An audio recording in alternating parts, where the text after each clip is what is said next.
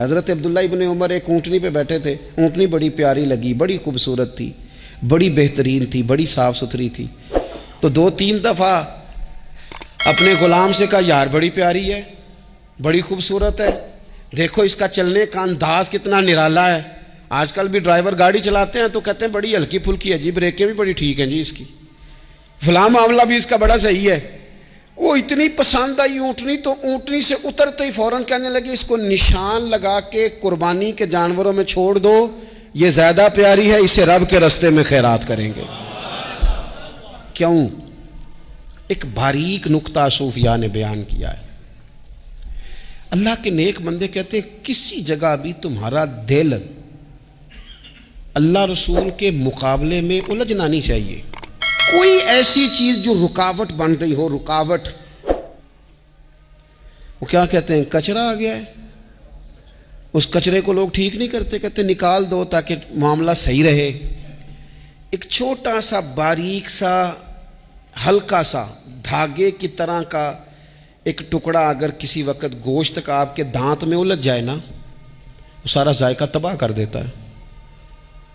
لوگ مختلف چیزیں لے کے خلال کرتے ہیں دانتوں کا تاکہ وہ نکل جائے، کیونکہ ذرا سی بھی چیز اگر کسی جگہ رکاوٹ بن جائے نا، آپ بڑا بہترین کھانا کھا رہے تھے، زبردست غذا آپ کھا رہے تھے، ایک صرف اس میں نا ہلکا سا دانہ ایسا ہے جو سخت تھا، کچرا آ گیا، روڑا آ گیا، تو وہ سارے کھانے کا ذائقہ تباہ کر دیتا ہے۔ بعض لوگ ایسے ہوتے ہیں کہ ایک بال نکل آئے نا کبھی کھانے میں سے تو کھانا چھوڑ دیتے ہیں، کہتے ہیں یار یہ سارا ذائقہ خراب ہو گیا۔ ہمارے ساتھ یہ ہوا ہے، یہ تو ہے نا دنیاوی معاملات، اسی طرح کا مسئلہ روحانی زندگی میں ہوتا ہے۔ کئی دفعہ نا ہم ماننے کو تیار نہیں ہوتے، لیکن ہمارے اوپر دولت کی محبت پوری طرح سوار ہوتی ہے، وہ سجدے میں ذوق آنے نہیں دیتی۔ شہرت کی محبت پوری طرح سوار ہوتی ہے، وہ درود و سلام کا، ذکر کا، عبادت کا ذائقہ لگنے نہیں دیتی۔ وہ جو کہا تھا نا والذین آمنوا اشد حبا للہ، ایمان والے سب سے بڑھ کر اللہ سے پیار کرتے ہیں، سب سے بڑھ کر رسول اللہ صلی اللہ علیہ وسلم سے محبت کرتے ہیں۔ کیوں کہا گیا تھا؟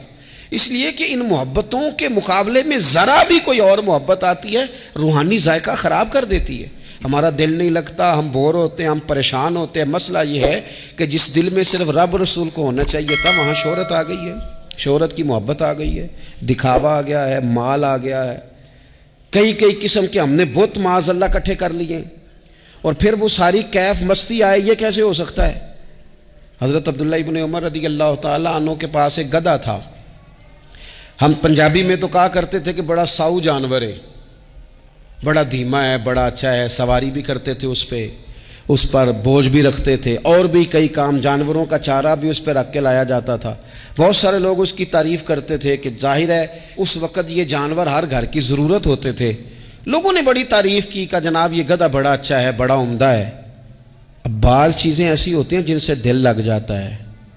کچھ نوجوانوں نے گھروں میں بلی رکھی ہوتی ہے، گھوڑا رکھا ہوتا ہے، جانور رکھے ہوتے ہیں، ان کی پوری توجہ انہماک۔ ہم دیکھتے تھے دیہاتوں میں کہ بزرگ اگر کہیں چلے جاتے تھے سفر پہ تو وہاں سے بھی پیغام بھیجتے تھے کہ گائے کو چارہ ڈالا کہ نہیں، بھینس کو نکالا کہ نہیں، تم نے باڑے سے دھوپ چھاؤں کا خیال کیا کہ نہیں، وہ چیز ذہن میں آ جاتی تھی۔ حضرت عبداللہ ابن عمر رضی اللہ تعالیٰ عنہ وہ گدھا چونکہ بڑا پیارا تھا، بڑا اچھا جانور تھا اور بڑے کام کرتا تھا، بہت سارے معاملات گھر کے اور کھیتی باڑی کے اس کے ذمے تھے، تو گھر والے بھی کہتے کہ اس جانور کی وجہ سے بڑی خیر ہے، بڑے کام ہو جاتے ہیں، آپ کا بھی خیال تھا۔ حضرت عبداللہ ابن عمر ایک دن گھوڑے سے نیچے اترے یا اس گدھے سے نیچے اترے تو خادم کو بلا کے کہنے لگے اسے لے جاؤ اور بیچ کے پیسے اللہ کے رستے میں خیرات کر دو۔ اب وہ خادم کا بھی اس سے دل لگ گیا تھا، جانور گھر میں ہوتا ہے، دلچسپی ہو جاتی ہے، کہنے لگا حضور وہ سارا محلہ تو اس کی تعریف کرتا ہے، سارے خاندان والے تو اس جانور سے دلچسپی رکھتے ہیں اور آپ بیچ رہے ہیں۔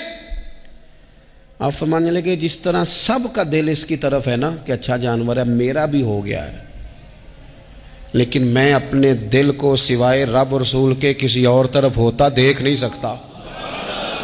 اعظم بلا سے اپنی وہ ہستی ہی کیوں نہ ہو، اعظم بلا سے اپنی وہ ہستی ہی کیوں نہ ہو، جو چیز اس کی راہ میں حائل ہو پھونک دو، جلا دو ایسی ساری چیزیں جو ان کے راستے میں آتی ہیں۔